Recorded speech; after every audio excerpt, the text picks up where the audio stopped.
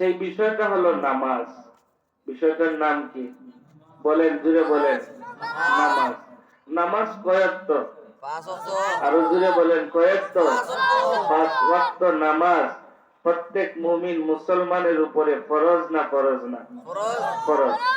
নামাজ আপনার আমার উপরে ফরজ, কিন্তু কয়জনে আমরা নামাজ আদায় করি? কয়জনে আমরা মসজিদে গিয়ে নামাজ পড়ি? কয়জনে আপনি আমি যে আজানের সাথে সাথে জামাতের সময়ে মসজিদে গিয়ে উপস্থিত হই? নামাজের প্রতি আপনার আমার এত গাফলতি।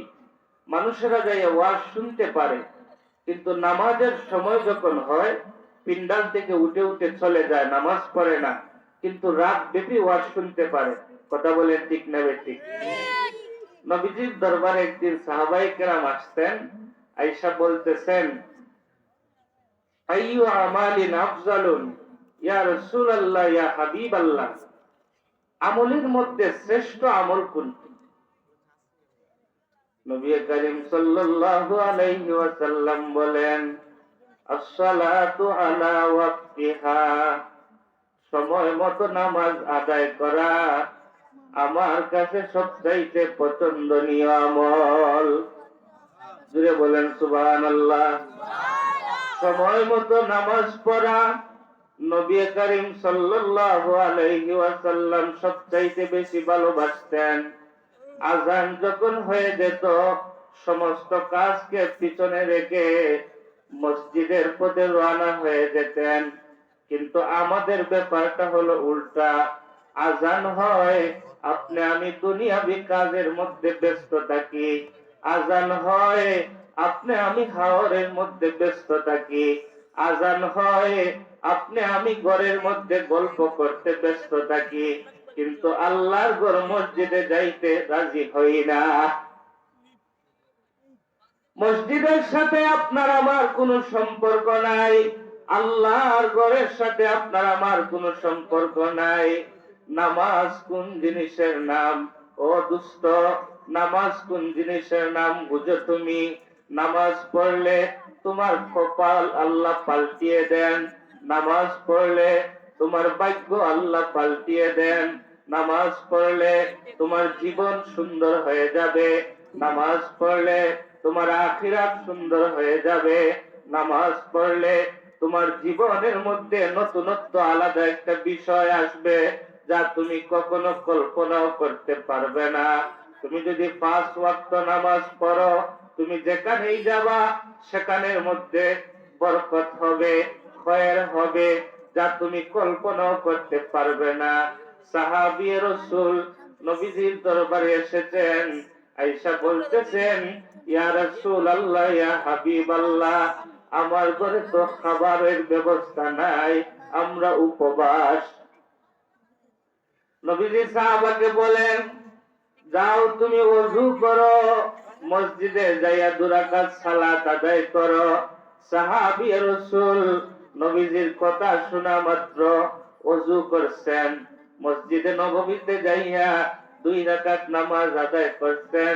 ঘরে গেছেন, যায় দেখে খানার ব্যবস্থা হয় নাই। আবার আসছেন নবীজির দরবারে।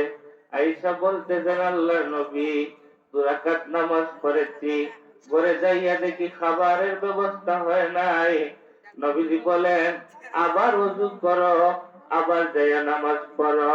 আবার ওযু করছেন, আবার নামাজ পড়ছেন। বাসায় গেছেন, যায় দেখে খাবারের ব্যবস্থা হয় নাই। আবার আসছেন নবীজির দরবারে। নবীজি বলেন, আবার যে তুমি নামাজ পড়ো। আবার যাইয়া 2 রাকাত নামাজ পড়ছেন।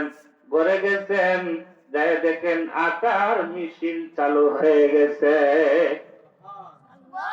নামাজের প্রতি তাদের ছিল এমন ইয়াকিন, নামাজের প্রতি তাদের ছিল এমন বিশ্বাস, কিন্তু আজকে আযান হয়, আমার যুবক ভাই মসজিদের পাশ দিয়া গা ঠেলাইয়া ঠেলাইয়া হাইটা যায়, যেমন সে মুসলমানের বাচ্চাই না, যেমন মসজিদ তার কিছু না, যেমন মসজিদে তার নামাজ পড়া লাগে না।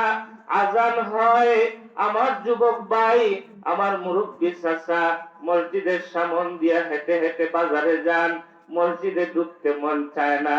কথা বলেন ঠিক না বেঠিক? ও যুবক বন্ধু, তোমার তো নামাজ হবে আসল জিনিস, আজকে কেন তুমি নামাজ থেকে এত দূরে চলে গেলা? ও যুবকেরা, নামাজ কি তোমাদের পড়তে মন চায় না? নামাজ পড়লে তোমার কপাল আল্লাহ পাল্টিয়ে দিবেন, তুমি এটা বুঝতে চাও না, তুমি বুঝতেও পারবা না। পরে দেখো তোমার দিলের মধ্যে কেমন শান্তি লাগে। যারা নামাজ পড়ে, যদি তারা উপবাস থাকে, আল্লাহর কসম দিলের মধ্যে একটা শান্তি থাকে। নামাজীদের চেহারার মধ্যে আল্লাহ প্রজ্বলিত একটা নূর থাকে। যেই চেহারা নামাজি হয়, তার চেহারার মধ্যে নামাজের একটা নূর থাকে। যেই মানুষগুলা নামাজ পড়ে, তাদের সমস্ত কাজ কর্মগুলোর মধ্যে আল্লাহর পক্ষ থেকে বরকত আসে। আল্লাহর পক্ষ থেকে সেখানের মধ্যে বরকত আসে। যেই ঘরের মানুষেরা নামাজ পড়ে না, এই ঘরের মধ্যে বরকত আসে না। আপনার ছেলে নামাজ পড়ে না, আপনার মেয়ে নামাজ পড়ে না, আপনার বাবা নামাজ পড়ে না, আপনার গোটা ফ্যামিলির মানুষ নামাজ পড়ে না, এই ঘরের মধ্যে বরকত আসবে কিভাবে? কিভাবে আসবে এই ঘরের মধ্যে বরকত?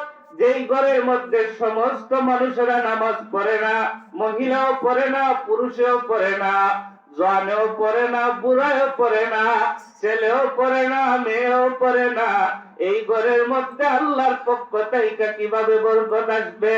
যেই ঘরের মানুষেরা আল্লাহর গোলামি করে না, যেই ঘরে মানুষেরা আল্লাহর হুকুম মানে না, এই ঘরের মধ্যে তো কোশ্চিন কালেও বরকত আসতে পারে না। বিদেশ 4 জন থাকলে আর 5 জন থাকলে কি হবে? মাসে 70,000 আর 80,000 ইনকাম করলে কি হবে? আপনার ঘরে বরকত আসবে না, কারণ আপনার ঘরের মধ্যে নামাজই নাই। আপনার ঘরের মানুষেরা নামাজ পড়ে না, আপনার মা নামাজ পড়ে না, আপনার বাবা নামাজ পড়ে না, আপনার ছেলে নামাজ পড়ে না। ও যারা এখানে বাবা আছেন, আপনাদের দায়িত্ব হলো আপনার ছেলেকে নামাজের কথা বলা, আপনার মেয়েকে নামাজের কথা বলা। বিশ্বাস করেন বন্ধু, আল্লাহর নবীর জবান সত্য। আল্লাহর নবীজি বলছেন, কিয়ামতের ময়দানে যখন ছেলেকে জাহান্নামের আসামি বানানো হবে নামাজের জন্য, কিসের জন্য?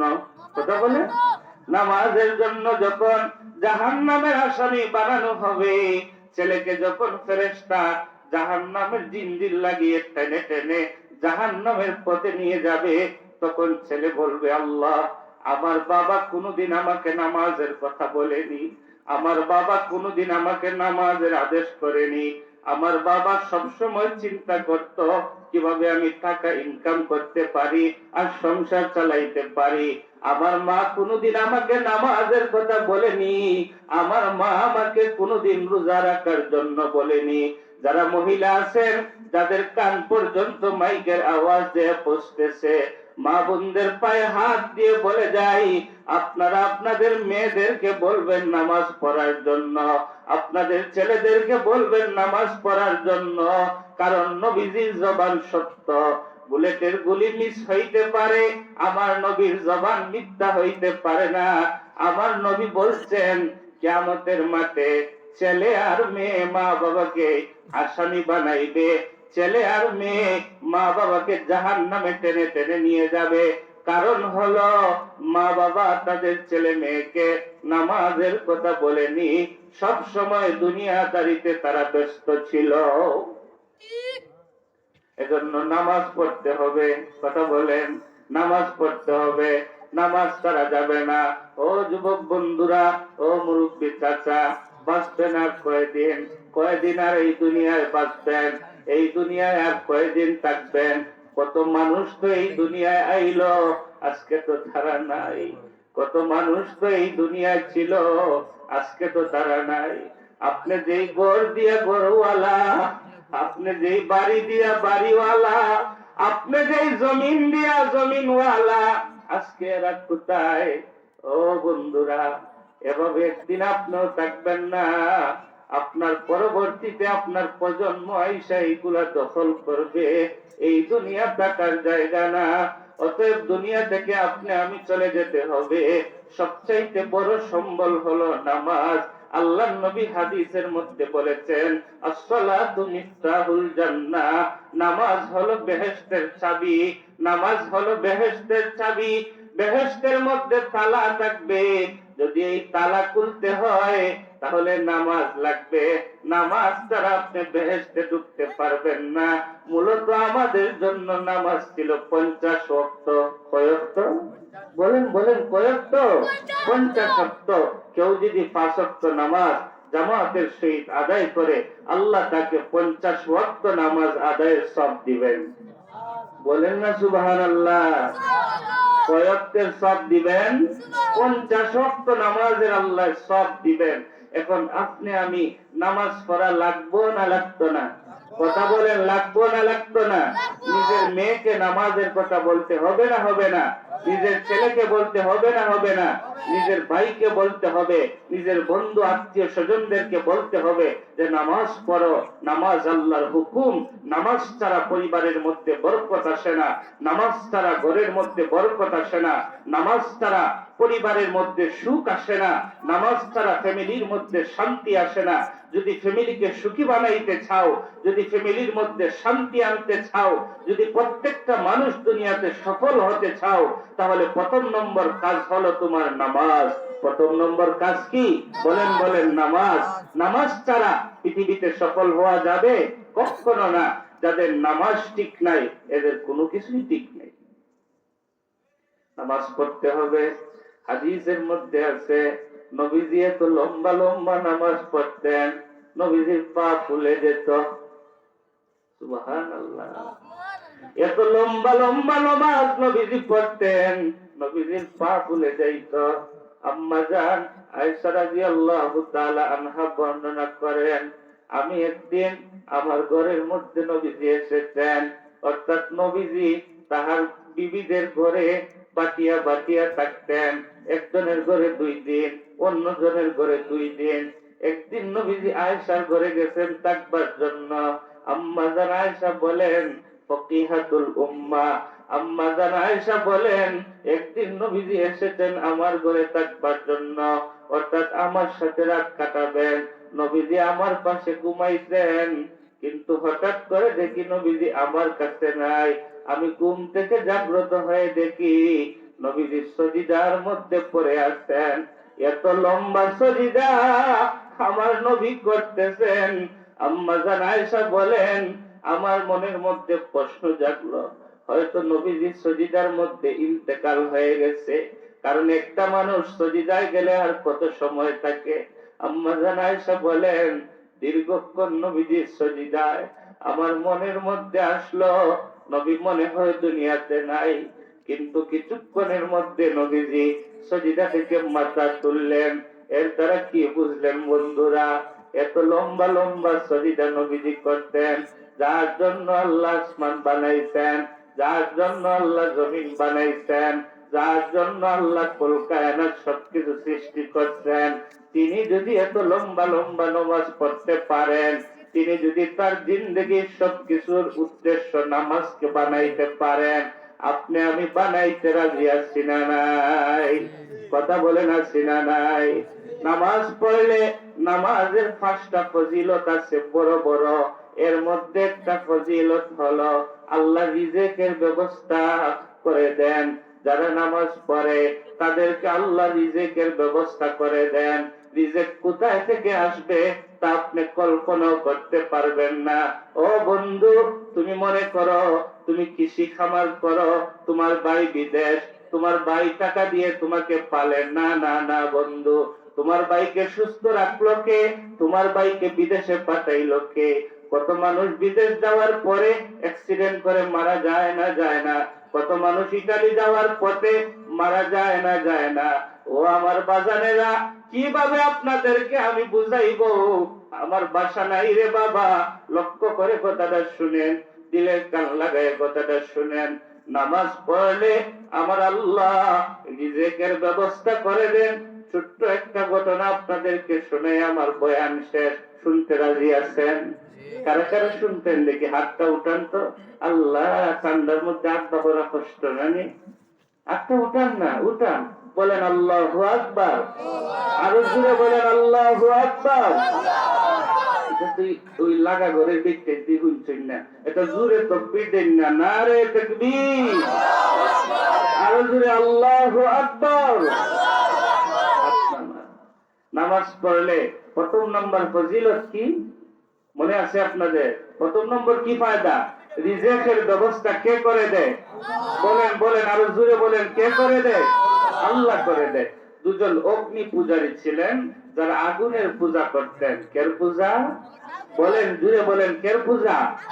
আগুনের পূজা করতেন। আগুনকে রব বলে বিশ্বাস করতেন, আগুনের কাছে মাথা নত করতেন, আগুনের কাছে সজিদা দিতেন। সকালবেলা আগুন জ্বালাইতেন, আবার সন্ধ্যাবেলাও আগুন জ্বালাইতেন। মানে আগুনকে তাদের প্রভু বলে বিশ্বাস করতেন। দুই ভাই, তারা আপন দুই ভাই, আগুনকে রব বলে বিশ্বাস করতেন।